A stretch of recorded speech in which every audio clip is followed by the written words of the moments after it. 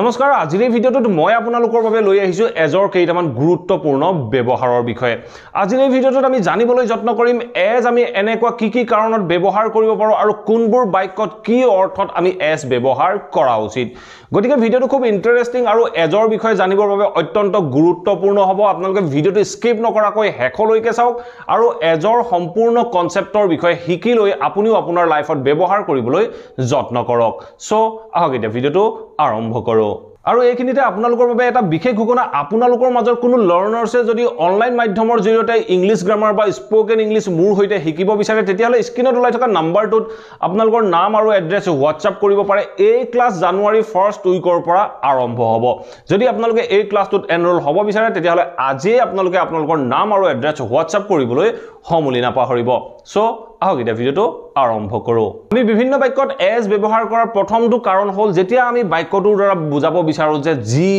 জেনেদৰে এনে ধৰণে যদি আমি বুজাবলৈ যাওঁ তেনেকুৱা ক্ষেত্ৰত আমি এজ ব্যৱহাৰ কৰিব পাৰো আমি কেনেদৰে ব্যৱহাৰ কৰিব পাৰো দুই তিনটা এক্সাম্পলৰ মাধ্যমেৰে প্ৰত্যেকটো কনসেপ্ট বুজিবলৈ যত্ন কৰিম মই যদি এটা বাক্য কওঁ যে তুমি জেনেদৰে কোৱা তুমি জি কোৱা তুমি জেনেদৰে কোৱা তুমি জি আশা কৰা তুমি জেনেদৰে আশা কৰা এনে ধৰণৰ যিবোৰ বাক্য হয় এই বাক্যবোৰত আমি এজ ব্যৱহাৰ কৰিব লাগে আমি কেনেদৰে ব্যৱহাৰ কৰিম এই এক্সাম্পল কেইটা চাই লবলৈ যত্ন কৰো মই যদি বাক্যটো কওঁ যে এজ ইউ সে মানে তুমি জেনেদৰে কোৱা মই যদি কওঁ যে তুমি জেনেদৰে কোৱা মই তেনেদৰে কৰিম I will do as you say তুমি জেনেদৰে কোৱা মই তেনেদৰে কৰিম ঠিক তেনেধৰণে তুমি জেনেদৰে বা তুমি জি আশা কৰা তুমি জেনেদৰে আশা কৰা ঠিক তেনেকুৱা ক্ষেত্ৰত আমি বাক্যটো ক'ব পাৰো যে as you wish তুমি জেনেদৰে আশা কৰা ঠিক তেনেধৰণে আমি বাক্য এটা ক'ব পাৰো যে as I mentioned above জেনেদৰে মই ওপৰত উল্লেখ কৰি আহিলো তেনেকুৱা ক্ষেত্ৰত আমি বাক্যটো ক'লো as I mentioned above জেনেদৰে মই ওপৰত উল্লেখ কৰি আহিলো ঠিক তেনেধৰণে আমি ক'ব পাৰো যে I did as my mother said মই কৰিছিলো কেনেদৰে জেনেদৰে মোৰ মায়ে কৈছিল as my mother said মোৰ মায়ে জেনেদৰে কৈছিল মই তেনেদৰে কৰিছিলো তেনেকুৱা ক্ষেত্ৰত আমি as ব্যৱহাৰ কৰিব পাৰো নেক্সট আমি as ব্যৱহাৰ কৰো যেতিয়া আমি বাক্যটোৰ দ্বাৰা বুজাব লগা হয় ৰূপে দৰে এনে দৰে মেনেজাৰ ৰূপে শিক্ষক ৰূপে বা মেনেজাৰৰ দৰে শিক্ষকৰ দৰে এনে ধৰণে আমি যেতিয়া ক'ব লগা হয় তেনেকুৱা ক্ষেত্ৰটো আমি as ব্যৱহাৰ কৰিব পাৰো যেতিয়া আমি কম যে মই মেনেজাৰ ৰূপে ইয়াত কাম কৰি আছো মই শিক্ষক ৰূপে ইয়াত কাম কৰি আছো এনে ধৰণে ক'বলৈ যাওঁতে আমি as ব্যৱহাৰ কৰিম আমি কেনেদৰে ব্যৱহাৰ কৰিম দুটা এক্সাম্পলৰ মাধ্যমেৰে ইয়াকো বুজি ল'বলৈ যত্ন কৰো মই যদি এটা বাক্য কওঁ যে I am working মই কাম কৰি আছো as a manager here মই ইয়াত এজন মেনেজাৰ হিচাপে মেনেজাৰৰ দৰে মেনেজাৰৰ ৰূপে কাম কৰি আছো এনে ধৰণে ক'বলৈ যাওঁতে আমি বাক্যটো ক'লো I am working as a manager here এনে ধৰণে আমি বাক্যটো ক'ব পাৰো ঠিক আছে নেক্সট সেন্টেন্স কি কৈছে as a teacher এজন শিক্ষক হিচাপে as a teacher it's my duty to teach you as a teacher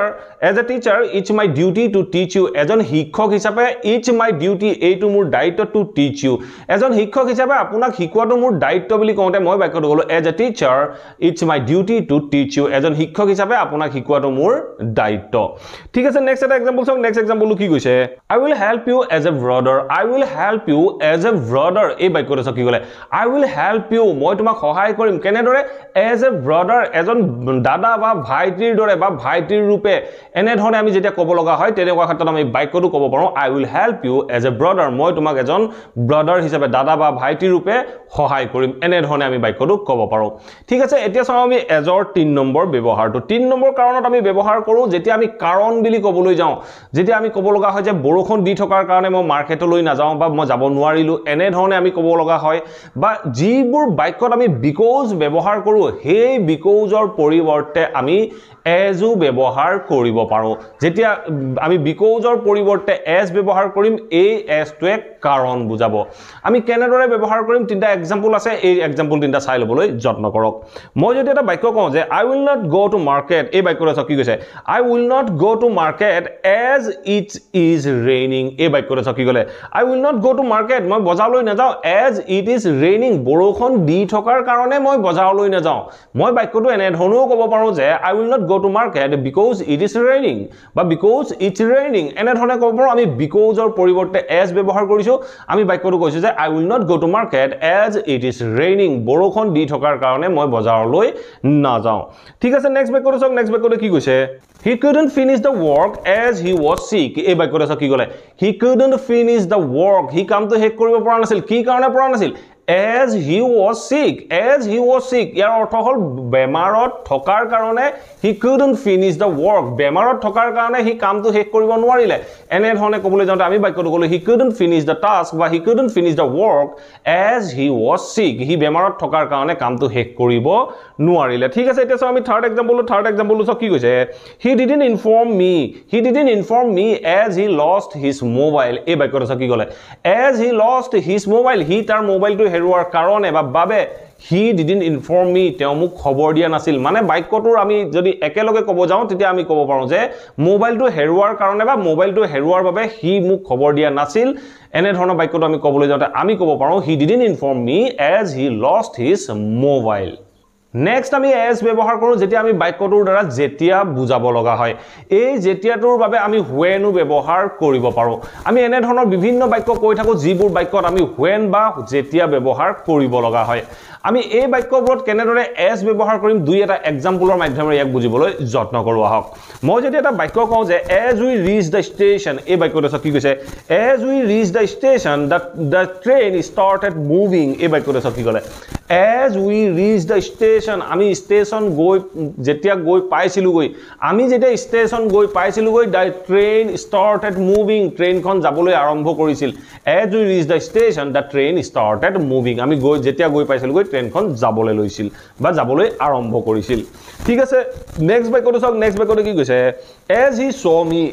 he saw me তেওঁ মোক যেতিয়া দেখিছিল he stood up তেওঁ থিয় হৈছিল তেওঁ মোক যেতিয়া দেখিছিল তেওঁ থিয় হৈ দিছিল এনে ধৰণে ক'বলৈ যাওঁতে আমি বাক্যটো ক'লো as he saw me he stood up he মোক দেখি থিয় হৈ দিছিল এনে ধৰণে আমি বাক্যখিনি